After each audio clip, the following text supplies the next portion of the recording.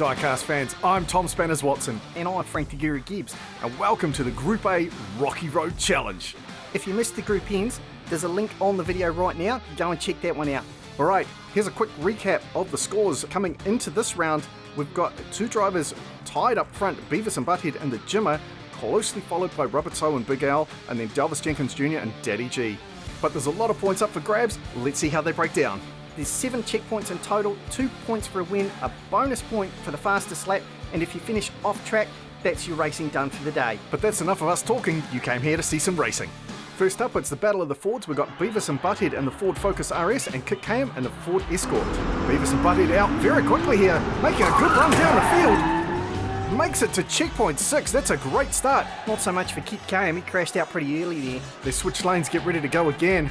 Kit's definitely quick, he's just got to keep it under control. Kit Cam out quick here. Oh, he rolls it. Knocks Beavis and Butthead off their line and they spin out as well, only crossing checkpoint 4. Very disappointing for them. Beavis and Butthead a bit unlucky there, picking up 10 points in total, Kit Cam 4. The Jimmer and the Ford Fiesta versus D. Darrell and the Audi Quattro Sport.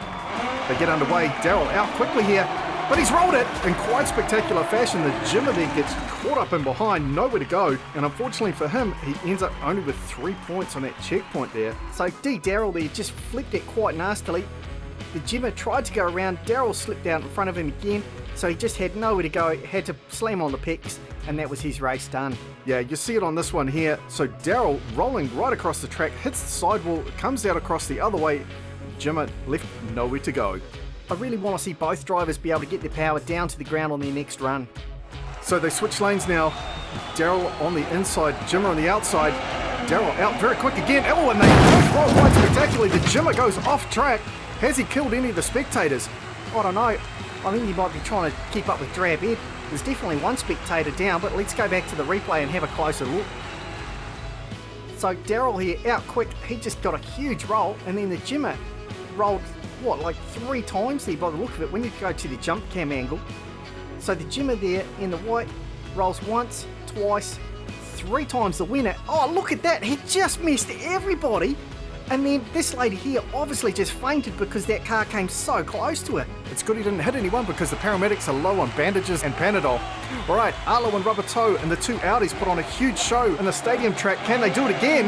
Well, both are looking to prove something. And Arlo's racing down to the finish and he takes it in a superb 4.23 time. These guys put on a heck of a show at the stadium track and they have done it again here.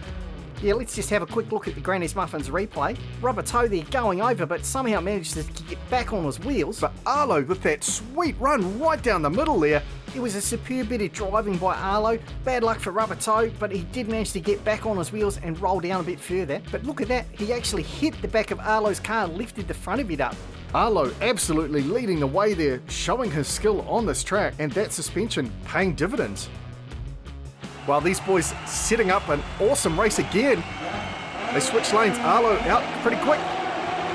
He's spinning, but he gets across the line again. Rubber Toe now crawling down, and he crosses. The first time we've had 2 drivers cross, and Arlo picks up 2 wins for the perfect run on this track. And he's got a real crack at the fastest time. Most drivers have trouble just getting down this track once, and there Arlo's done it not only twice, but crossed the line first twice. That is just amazing. It sure is. That's a superb bit of driving.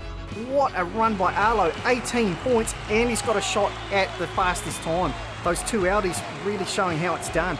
Now it's Big Al in the Subaru Impreza and Vindictive in the Honda Civic. Big Al out fast. He's running down to the finish line, 4.17. That is incredible. That is faster than Arlo. See, he is on track now for the fastest time. Look at this Granny's Muffins replay here. He landed, hit the sidewall, but somehow backed it off there and got down the centre of the track into the finish line in a ridiculously quick time. I actually thought Arlo was going to be tough to beat, but Big Al just stormed right through and picked it up already. Well, so Big Al in the Subaru Impreza picks up 9 points.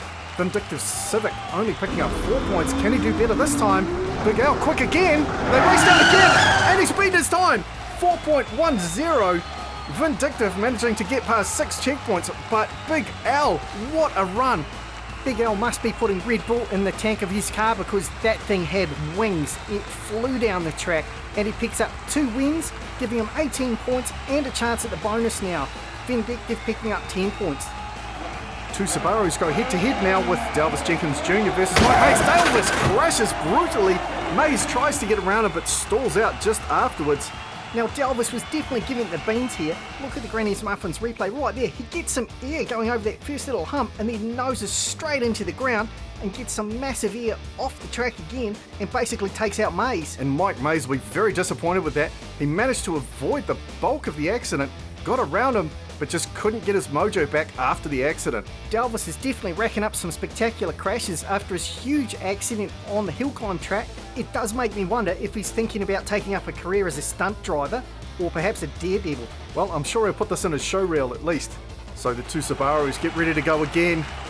Only 2 and 3 points respectively. Dalvis out quick. Oh, Mays rolls this time. Dalvis crawling along. Is he going to stop at some point? Yes, he does. Disappointing for both drivers there. Yeah, I think Mays might have been taken out there. Dalvis was in the lead. Yeah, he did. Oh, I don't know if Dalvis did that on purpose or not. You'll see it on this angle. Dalvis was out in front and he just came across, blocked Mays. Mays tried to go around, got flipped up on the side. Gutting for Mike, only picking up 5 points. Okay, next up we've got Daddy G in the Audi Quattro versus Crazy Canuck in the Lancia Delta Integrale. They get underway and they both crashed early on. Disappointing start for both drivers. Yeah, that is not very impressive. Crazy Canuck just sliding past the second checkpoint. Well, both drivers came in slightly nose down, and then they both drifted across to the inside of the track. It definitely looked like Daddy G was looking for some space and the Crazy Canuck drove him into the wall. Look at it on that angle there. Absolutely, Daddy G got pushed into that sidewall, no doubt. I don't know if the Crazy Canuck did it on purpose, but we'll find out how he goes this time. They switch lanes to go again.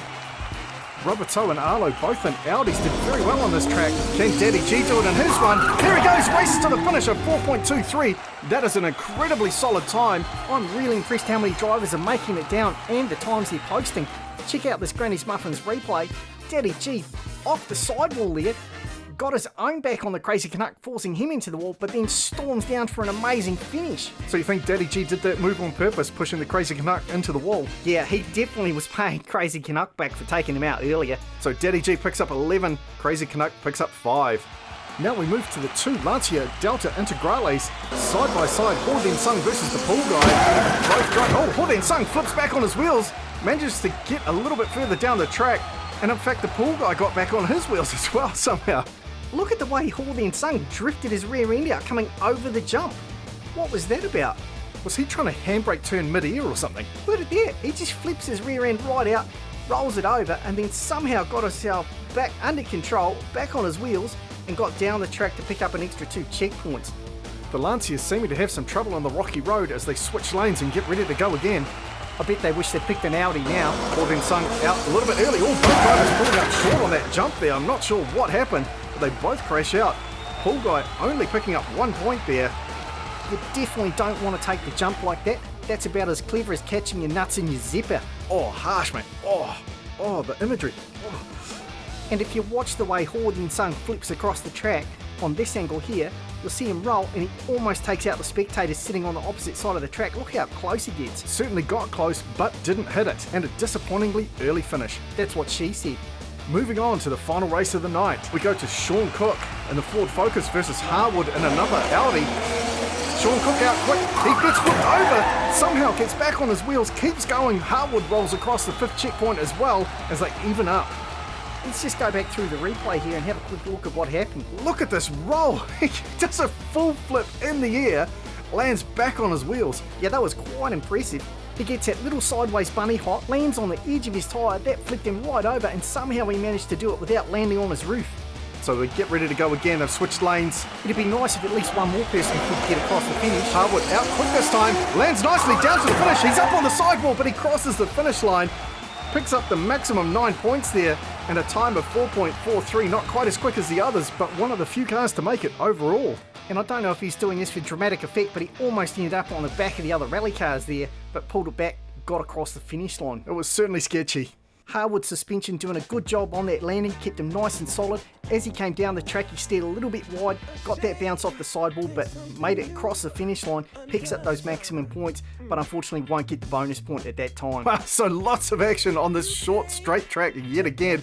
Thankfully we didn't kill any spectators. But we did give that one lady a heart attack. Big L in the Subaru Impreza picks up the bonus point, moves to the top of the table for this track at 19 points. And then Arlo with 18, Harwood 14, Daddy G 11.